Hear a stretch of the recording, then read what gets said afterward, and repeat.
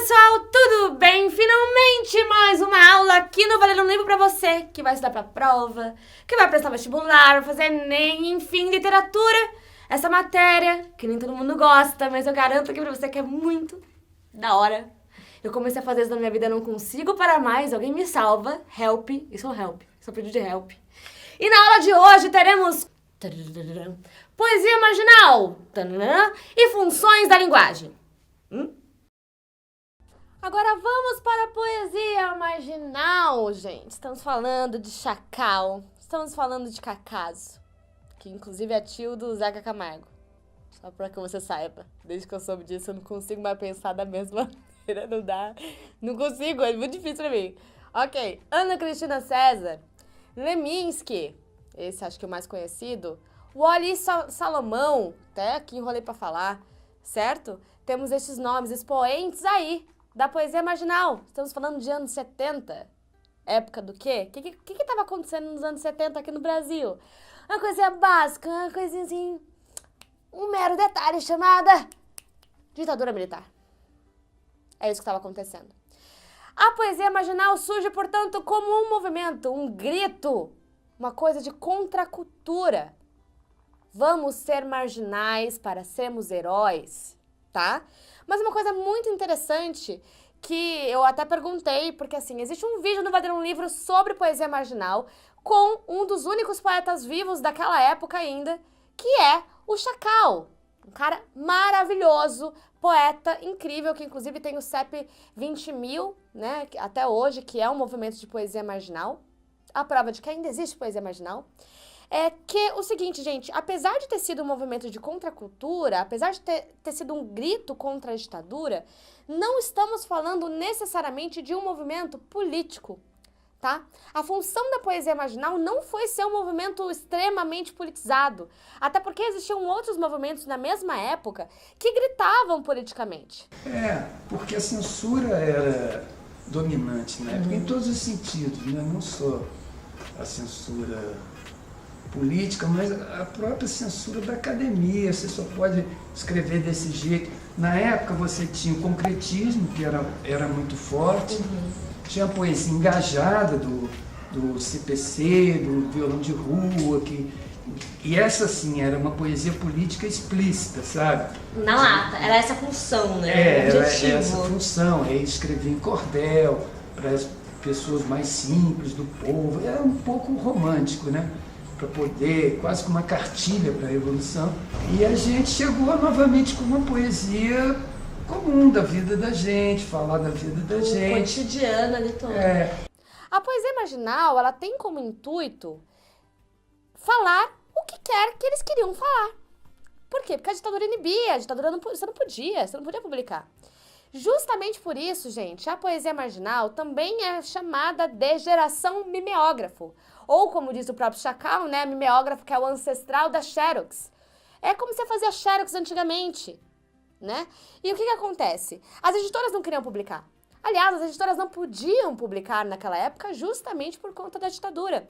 Então, o que a galera, o que os artistas da época começaram a fazer? Vão publicar de algum jeito aqui. Como? Com mimeógrafo.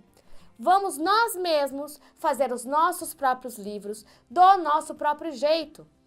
Então, acontecia que o poeta daquela época, o poeta marginal daquela época, ele tinha como função ser tudo.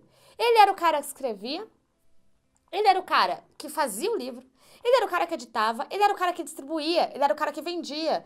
Por quê? Porque a poesia marginal ela era vendida em festas, ela era vendida em bares. Existem movimentos que dizem que eles jogavam folhas e livros pelas janelas dos prédios. Por quê? Porque se a ditadura pegasse aqui, ó, já era. Então, qual que é o jeito de você chegar no povo sem que a ditadura veja? É ser aqui, ó, tentando vender de bar em bar. Sabe quando você tá lá no barzinho, quando você tá lá com seu coleguinha, ou quando você tá lá sentadinho em algum lugar, aí chega alguém querendo te vender uma poesia? Isso, gente, é quase uma poesia marginal, né? Inclusive, quem inventou essa coisa, né, o lema da poesia marginal, era o Seja Marginal, Seja Herói, do Hélio Oiticica, que por um acaso, gente, também inventou uma coisa chamada, gente, Tropicália. Foi ele que inventou esse nome chamado Tropicália. E por isso, muita poesia marginal está em músicas.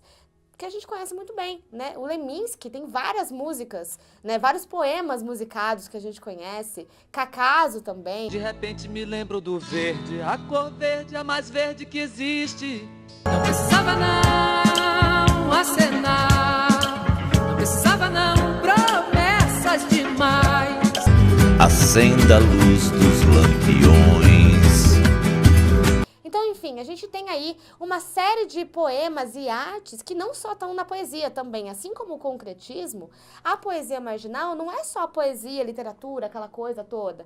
A poesia marginal, basicamente, é também música, artes em geral, né? O Elliot Sick, inclusive, que é o cara que fez a bandeira, né, do Seja Marginal, Seja Herói, ele, inclusive, ele que fez o negócio do parangolé, né? Ele que trouxe a esse movimento. Então, também é outra coisa interessante da gente saber. Como todo mundo estava junto, esses movimentos de grito, né? Esses gritos da contracultura, de vamos nos mostrar e tudo mais, eles estavam todo mundo juntos ali, era todo mundo amigo, todo mundo brother, todo mundo compadre, sabe?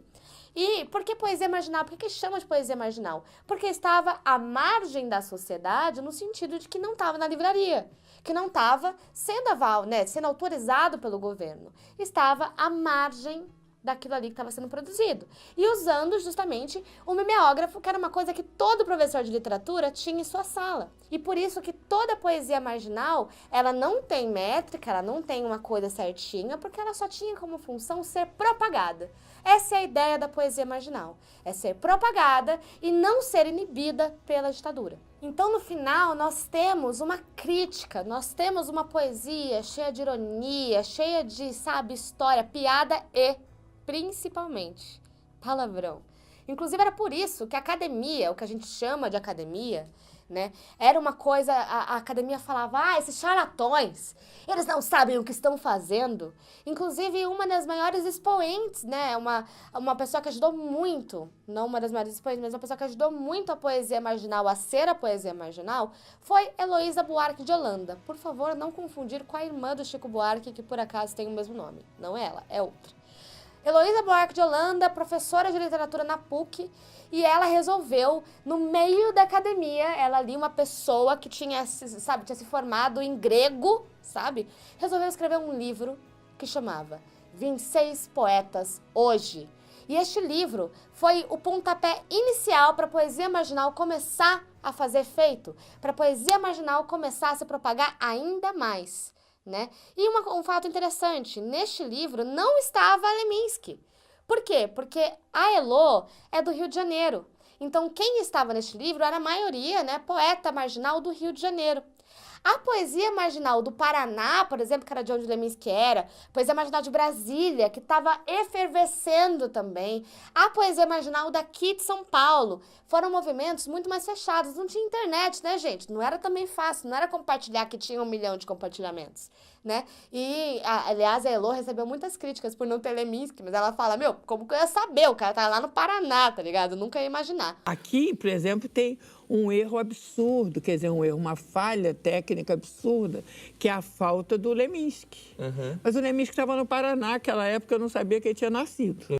Poesia marginal é isso, mas a gente vai usar agora a poesia marginal para explicar as funções da linguagem. O que é a função da linguagem, gente? A função da linguagem é assim, todo mundo na vida tem um objetivo. A linguagem também tem. Pegou essa troca? Assim você nunca mais vai esquecer. Vamos começar então com função fática. O que é uma função fática? Função fática é uma mensagem que espera um feedback, que espera o que o receptor vai falar, né? Normalmente, eles usam um exemplo de uma ligação, por exemplo. Alô? Alô, tudo bem? Tudo bem. Certo? Porque é a função ali que espera uma resposta, que espera o receptor. Lembra quando você é pequeno, que você aprende que existe o emissor, o receptor, a mensagem, o canal. Aí o receptor manda um feedback, se tiver ruído é porque deu ruim. Lembra disso?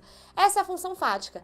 E aí nós temos aqui Ana Cristina César. Ana Cristina César era uma poeta que esperava muito que o leitor fosse um ser presente em sua poesia. Aliás, não só ela, né? Lembra o concretismo, que esperava 100% que existisse ali um feedback do leitor? Mas eu vou dar um exemplo aqui da Ana, que é muito interessante. Que ela fala, quem é esta loura donzela mais discreta do mundo? ela tá perguntando pra você. É como se ela estivesse parada, falando, e aí? Quem é? Quem é essa loura donzela? Essa mulher mais discreta do mundo que não tem nenhum segredo? Quem é?